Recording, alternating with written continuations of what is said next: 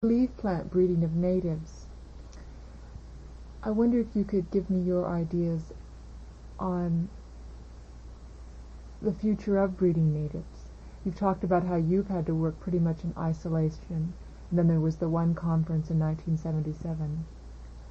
But where would you like to see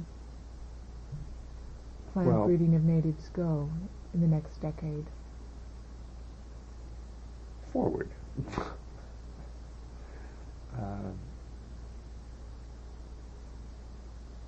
I think there's a number of possibilities. I've mentioned a few already that I've not had success with. That doesn't mean somebody else won't have success with them. And some of the ones that I've started look like they have good potential. If the shrub lupin turns out nicely, there's several ways to go on that, because there are different size plants, there's different colored foliage. Those, incidentally, would be clonally propagated, not seed propagated. I'm not about to take on another seed breeding project because of the longevity that the project entails. But this will, and also the seed trade I mentioned is highly competitive, and so your chances of introducing a regional plant from seed is not too good. But the nurseries would be pleased if they could have something new. They're always after something new. And so is the gardening public. So these have possibilities. We'll see what happens in the F1s. From the people you've mentioned on and off through our last few tapings, do you think that there is more interest? So, in plant breeding of natives? Of natives. No.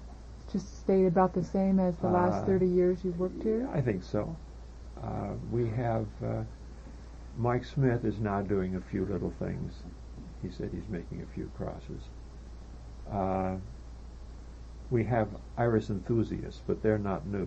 Mm-hmm. And that's just about the size of it. So it's really an area of specialization that's stayed pretty much at the same level since you've been working in it. Yeah. And you don't see it. Well, the Manzanita introductions, the Ceanothus introductions, there's been new introductions in the Manzanitas recently, but as I mentioned, the market's limited. With the Ceanothus, apparently we're in a lull in the Ceanothus commercially, because the northern part of the state had a very wet year. I guess it was 2 years ago, and Ceanothus dropped off like flies. So as a result, the market for them has been very slow up in that area, but they'll come back again because they're so spectacular. I guess I see it from a perspective that every time we have a plant sale, we offer more and more species, it seems like, and I see it from this small perspective.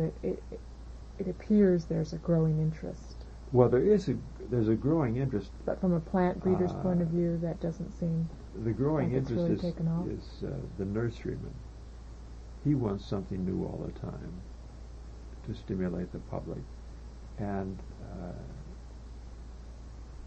so sometimes they go out, Saratoga, for example, or Mike Smith or somebody else goes out in the wild and picks up a particular example of the specimen of Ceanothus impressus, for example. It's outstanding for whatever reason, and tacks on a cultivar name and introduces it. Well, it may be different enough to introduce in somebody else's opinion, and it may not.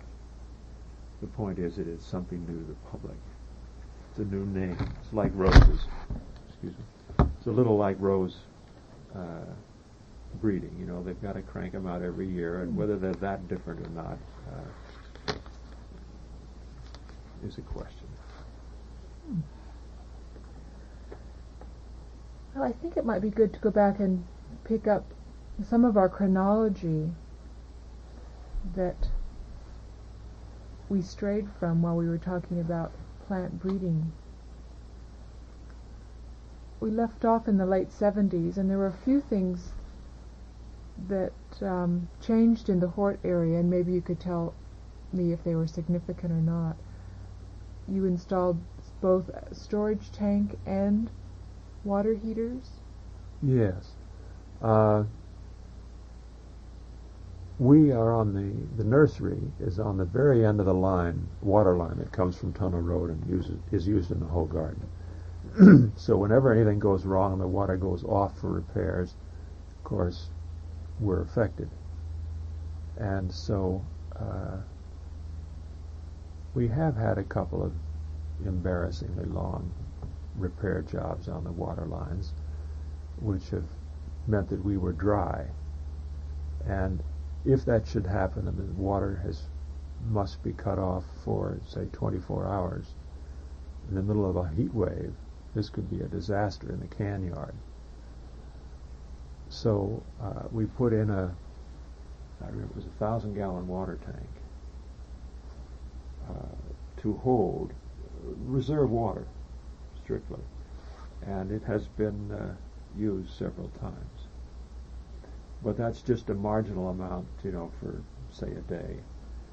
We've never had to drain it completely, but we have used it. So that's been beneficial. It's up above the nursery on the next slope up, or the next flat up, or level, terrace. When I went to Arkansas one summer, a number of years ago, or one winter actually,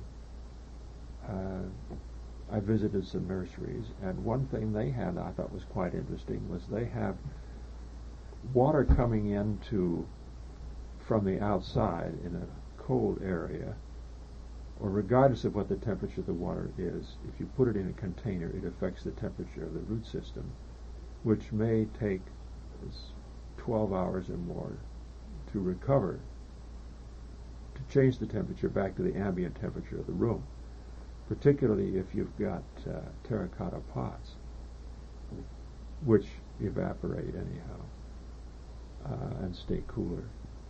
So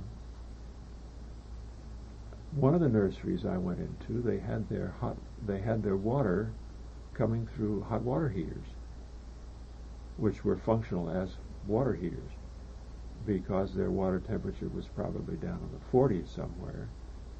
And that, if you put that on glass house or hothouse plants, is a shock to the root system, slows the plant growth, and of course this makes it difficult to time your Easter lilies, for example, because you've got to hit those or you've lost your money.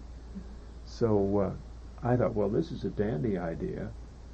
We are not that cold, but in the spring our water's pretty cold, because during the winter the temperature gradually drops to the point where it's quite cool. And so I thought it would be a help to have a couple of old water heaters on the floor of the glass house under the bench, which would heat the water, 40 gallons worth, up to the ambient temperature approximately of the glass house. And this has proved to be quite helpful. It's been noticeable. It was noticeable, I think, particularly when I was growing lilies for Marta, because that was a spring crop that came at that time. So that was a nice addition to the glass house. And it's one that you use all the time now? Yes. It's in the line. It's in the water line permanently. One water heater blew, so we've only got one at the moment. We haven't replaced it because we don't use the glass house that much now in the spring. It didn't seem necessary, but eventually, if Carol has big crops or of something that requires forcing, in other words, growing at an odd season, she may want to put that back.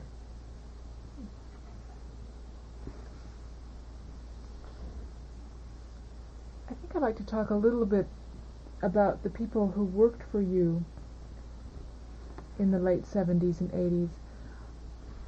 One was Marguerite Tarman,